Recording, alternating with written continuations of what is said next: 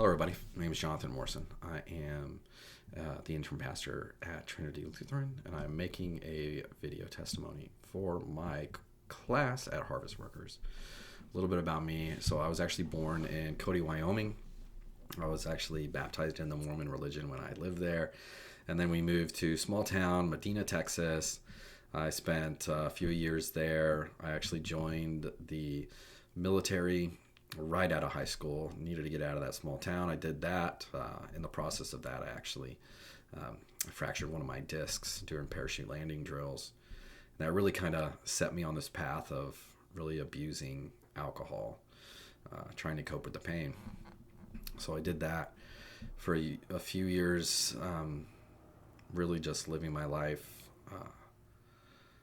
in this extreme amount of pain, drinking to the point where I just didn't even really want to be alive anymore. And although addiction might have been the hugest part of my story, what we'll come to find out is that it only plays a really small role in what God has done in my life and around my life. But in January of 2023, I remember I went to the VA and I said, I need help. And they basically said, I can't help you, which was pretty discouraging. So I called a guy that I had met, and he basically said, fly up to me, stay on my couch, I'm going to get you in a place. He ended up getting me into a place called Rob's Ranch, which is a Christ-centered rehab in Sayre, Oklahoma. And it was the best place for me. So in that, we did chapel every day. And I remember sitting in chapel, and there was this verse written on the whiteboard, and it said, 1 Peter 5:7, cast all your anxieties onto me, for I care for you. And I read that day after day after day. And after I'd written a hard letter to a stepdad that had hurt me in the past, I was sitting in that chapel, and I had that moment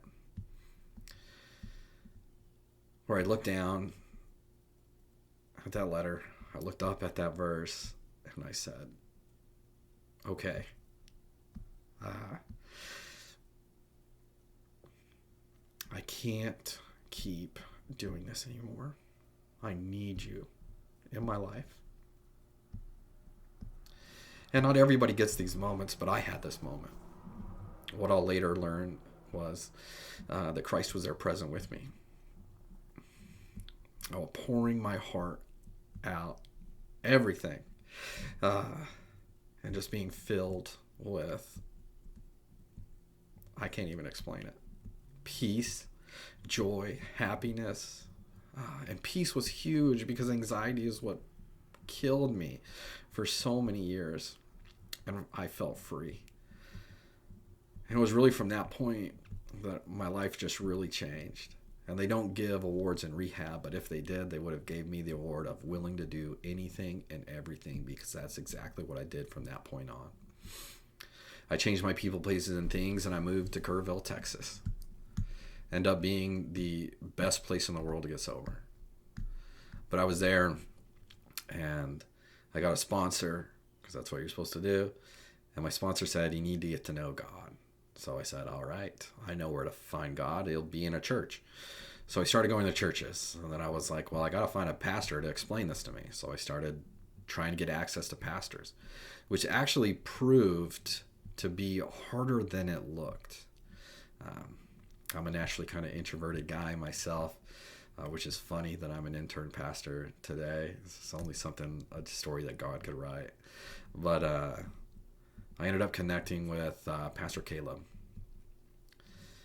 And with him, I built a faith in God that was completely unshakable.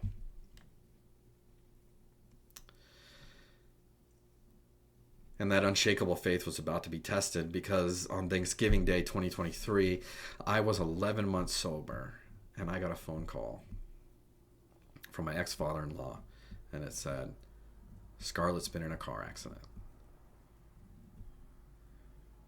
she's being life flighted to Cook's Children that's in Fort Worth. And whenever she gets there, we're not going to have updates because she's going straight into surgery. Get here as soon as you can.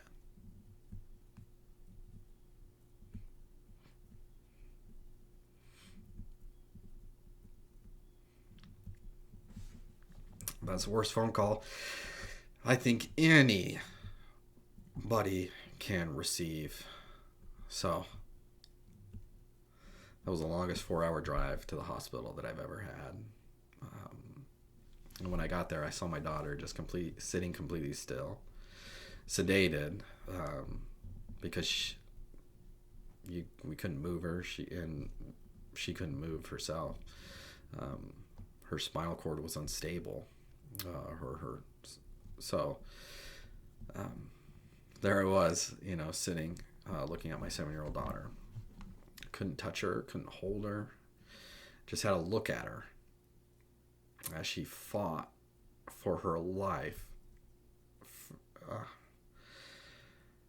for what seemed to be years. But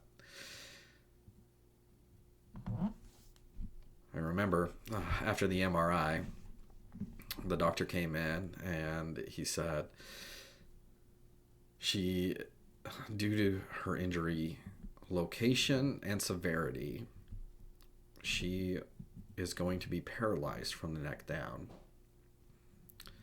And because of the injury location, she's not going to be able to breathe by herself. And because of her brain surgery, she might wake up and not be the same little girl. And I was crushed. If there was ever a moment in my sobriety or in my life where I wanted to give up, it was that moment right there. Those are the worst words that you could hear. And I looked up and I saw Pastor Caleb there. He had driven 4 hours to be there. He got there at just that moment, which completely blows my mind. But as soon as I needed somebody, God sent the one person who could reach me. Man, that's what he did. And I spent more time in that hospital chapel than I think I can imagine. All the words were said. Every conversation that you could possibly imagine between a grieving father and God was had. I remember saying, why couldn't you have just taken me and done this to me? I deserve it. If anybody in this world deserves it, it is me. It is not that 7-year-old girl. And I remember saying, I said, God, if you save her life, I will do anything that you want me to do.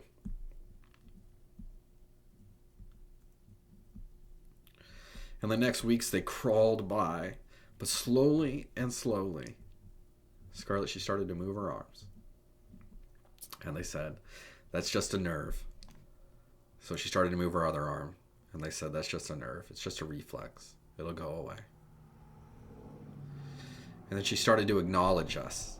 She started blinking once for yes, 2 for no. And you could really tell that she was starting to kind of come to. And even more, she started to smile.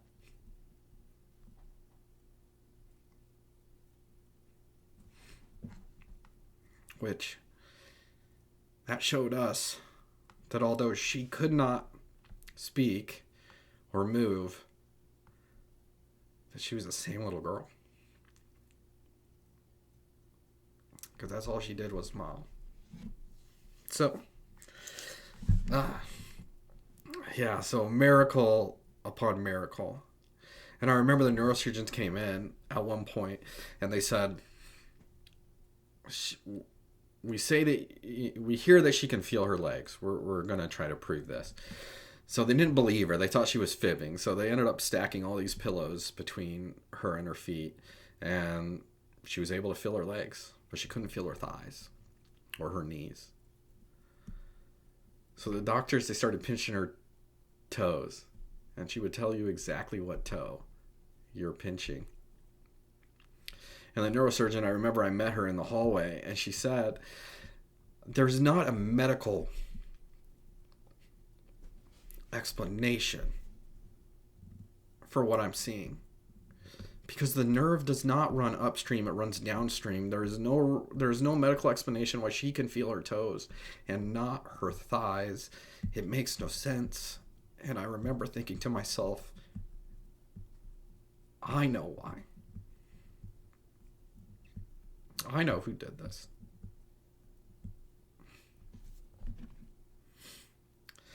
And then later, I come to find out about this man who saved her at the scene of her accident.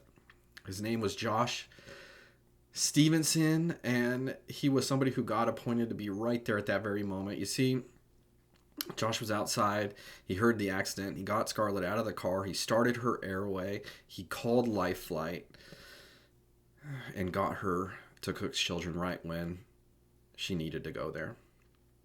But here's a little something about Josh. You see, Josh is a CRNA. So when Josh came upon Scarlett and got her out of the car, he actually pushed somebody else aside because they were doing it incorrectly. He got her out without causing any further damage. He started her airway. The paramedics had left her because Scarlett didn't have a scratch on her. But Josh saw her and said, you need to start her airway. We're starting it now, and call Life Flight. This little girl is dying.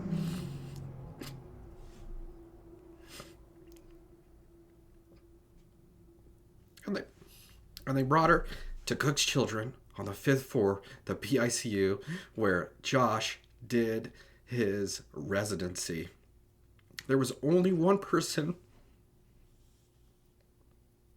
on this planet that could have saved her life. And he was right there that day. And God sent that person to be right there.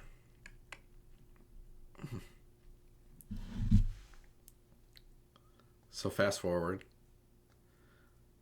We're on the trach floor, and the pulmonologist comes in, and he says, her breathing muscles aren't affected at all. She doesn't even need a trach. We're going to take it off.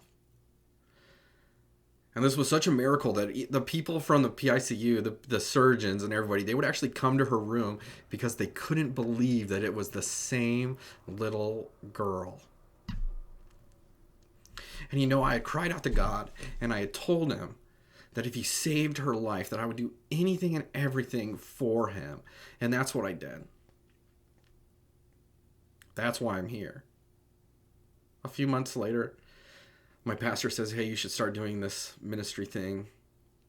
That's what I called it. This ministry thing. And even if you don't want to go into ministry, just do it to learn. And I said, okay. And then fast forward a little bit. He says, you should start this recovery ministry. And I said, okay. And then with my okay answer to everything, I ended up getting myself involved in just about every group at Zion that existed, and really just dove in to service and the word and being with people. But it was time. It was time for me to move back closer to Scarlett. So I remember I called my district guy, Bryce, and I said, Bryce, I'm moving to Wichita Falls. I need to be closer to Scarlett. I was in Kerrville. I needed to do that for my sobriety, but I'm ready. And I'm ready to go. So I did it, and Bryce says, well, Jonathan, there's not an LCMC church around there. The closest one's in Haskell, Texas, and that's probably way too far away. And I said, Bryce, that's even closer than Wichita Falls. And then he went to work. He got in touch with the council, and I came up here, and I preached, and it was terrible. And the council president said, when are you moving? And I don't think he expected me to be here in a couple weeks, but that's where I was. And the rest is history. God took somebody that was so completely broken and he turned them into just a completely new creation. The old me is gone. It's washed new. I am now something new. I am washed white. I am made new, and I live my life to serve Christ every single day. And I mess up every single day, and I am not perfect. But casting all my anxieties onto Him, I am here today. And I'll be here tomorrow. Amen.